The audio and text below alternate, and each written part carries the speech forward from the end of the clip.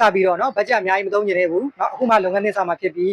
ဘတ်ဂျက်ကိုချွေထားခြင်းနဲ့နော်သုံးရမယ့်ပစ္စည်းကလည်းအာမခံပြည့်နဲ့သုံးချင်တယ်ဆိုရင်ကျွန်တော်စီမှာရောက်ချပေးစရာတစ်ခုရှိပါတယ်နော်အာမခံပြည့်နဲ့သုံးရမယ်ဘတ်ဂျက်လည်းတတ်တာမယ်ပေါ့နော်အသေးသေးတွေခေါင်းခိုင်းနေတဲ့အချိန်မှာဘတ်ဂျက်စေးဖြစ်အောင်ဖြစ်တဲ့ဟာလေးကိုကျွန်တော်ရောက်ချပေးမှာကျွန်တော်ရောက်ချပေးမှာကတော့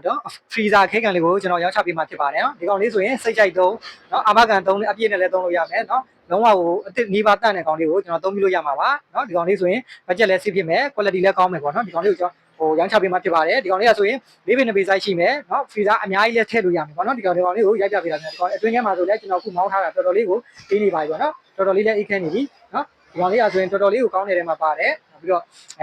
စ်တက်ဖို့ခက်ခဲဖြစ်နေပြီးတော့ကျွန်တော်တို့လုပ်ငန်းသစ်စပြီးတော့နော်စာပြီးဘတ်ဂျက်အများကြီးသုံးစရာမလိုဘူးเนาะအစ်နီးပါးတန့်တယ်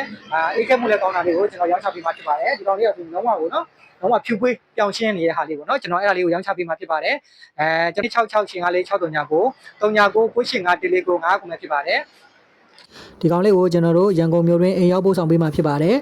စိတ်ကြိုက်သုံးလို့ရမယ်လုံးဝကိုတန့်ပြန့်နေတာလေးတစ်ခုပေါ့နော်ဒါလေးကိုရောင်းချပေးမှာဖြစ်ပါတယ်လူချင်းမျိုးတို့လိုအပ်ခဲ့မယ်ဆိုရင်ကျွန်တော်တို့ရှိုင်းကွန်ဆင်းစာပေကိုဆက်သွယ်ပြီးတော့ဝယ်ယူနိုင်ပါတယ်ခင်ဗျ